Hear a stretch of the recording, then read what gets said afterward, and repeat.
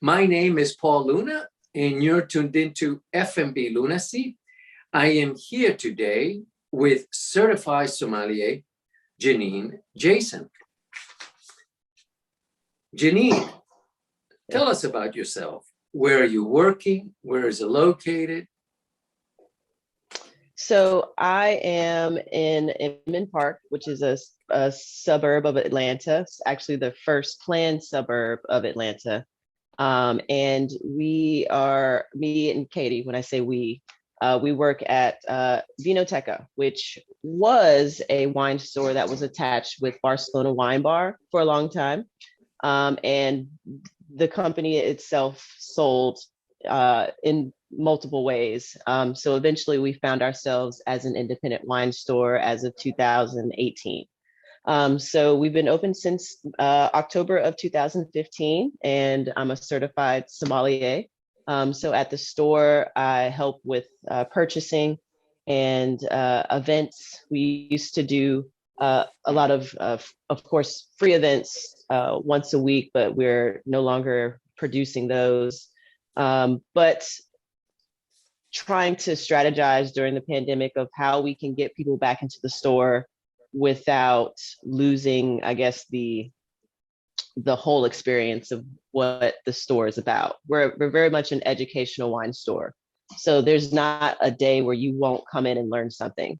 Like, you're always going to learn something in VinoTeca, and that is what makes it different from, you know, your larger stores or going to buy your wine at a grocery store, or when you're picking up your groceries. You know, you always want to get your anything from the specialty place, and we are that specialty place. What is your advice for someone new to wines? Figure out early if it's something you want to get into or not. You either love wine or you don't. You know, it's just like anything you do. You want to learn as much as you want to learn. So there is a lot to learn, and wine can take you to a multitude of places if you allow it to. There's lots of opportunity to travel abroad, and there's lots of opportunity outside of what people know and what to do with wine. That is, you sell it, you open it, you drink it, you talk about it. But there's so many other avenues outside of that, you know, whether it's journalism or it's photography, videography. There's so many avenues within the wine industry that you could you know, find your passion within a hobby, or find your hobby within a passion, one or the other, you know. What unknown wineries should we look out for? Think of Brianne Day, who's in Oregon, and she's probably up, if not 10 years, probably a little under 10 years of winemaking experience. But she's making incredible stuff out of Oregon, and she learned from traveling and learning from other people, and then she was gifted grapes from a friend of a friend. So I like her wine. She makes wines under Day Wines. Can you explain to us what the following terms are in wines? Dry, okay, buttery, and tannic. Okay. So dry is the absence of sweet. That means that wine was fermented to have no sugar, essentially, that's left over. Or in my opinion, maybe less than 2 grams per liter. And what that means is in warmer areas, your grapes will ripen and produce more sugars, and eventually that's what turns into alcohol. So there's a few places that are a little bit cooler, where you have more acidity than sugar. And then there's places that you'll have more sugar that turns into alcohol. So the wines will feel bigger and fuller. But you could be, depending on what part of the world, it could present more earth or fruit. So dry essentially is the absence of sugar, which most dry wines are, with the, you know, the occasional Riesling or off dry Alsatian wine that comes around. But that usually goes with the producer and what they're trying to make. Buttery is a term you hear with Chardonnay, notoriously, but also can talk about I guess, more of like the texture of wine itself. When it's referred to with Chardonnay, that kind of goes with malolactic fermentation, which is a process of turning that harsh acid into a creamier lactic acid, just like what milk goes through. So usually butteriness is a byproduct of that. The presence of oak, especially newer oak, can lead to butteriness as well. But it is a richness in texture, and usually Chardonnay is the culprit for that.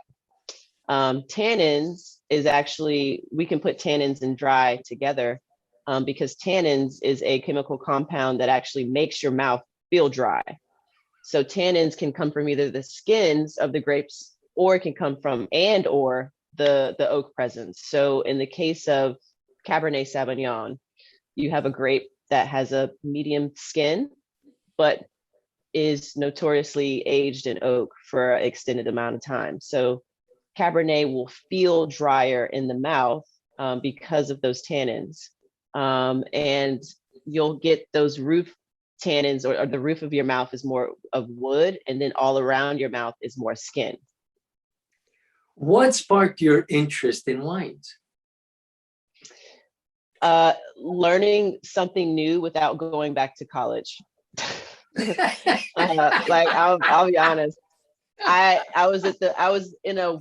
worked in restaurants for, I'm serious. I worked in restaurants for 15 years, and most of that time was spent at a restaurant close to Inman Park.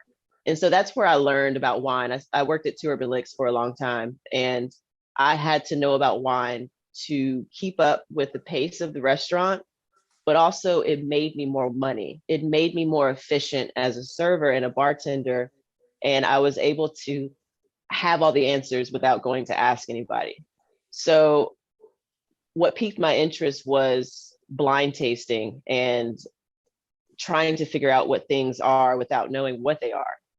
So using context clues and using, general knowledge of wine to make an assessment. And that's really what got me interested in wine, was blind tasting.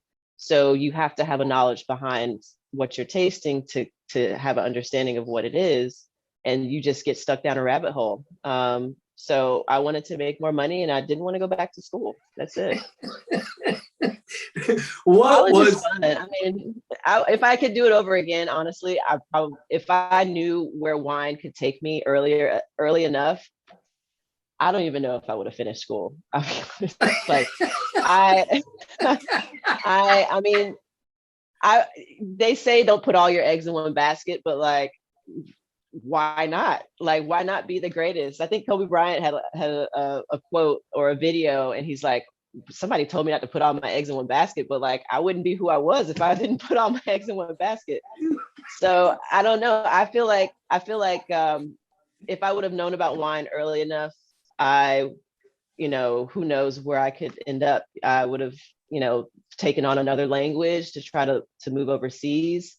I definitely still have an interest in, importing wine. So that could be another avenue eventually down the line that I, dive through. But yeah, there's so much to learn. There's so much history. There's so much science behind wine, and there's only two ingredients. It's grapes and yeast. It's just incredible. It really is. Janeen, do you sing in the shower? Yes, amongst other places. I talk sing, so there I could say hello to you singing. Like I will make anything into a song, and it helps me to remember things as well. I sing a lot, even though I can't sing. Can we get a sample right now? I'm trying to think what is, so my to-do list today, let's see, if I was talking to Paul Luna. I'm talking to Paul Luna today, and then I'm going to go pick up a weed whacker indicator because I bought it on Nextdoor, and I can't wait. It kind of goes like that. That's the end of my day. It's a good way to let people know, sing it. Somebody needs a song.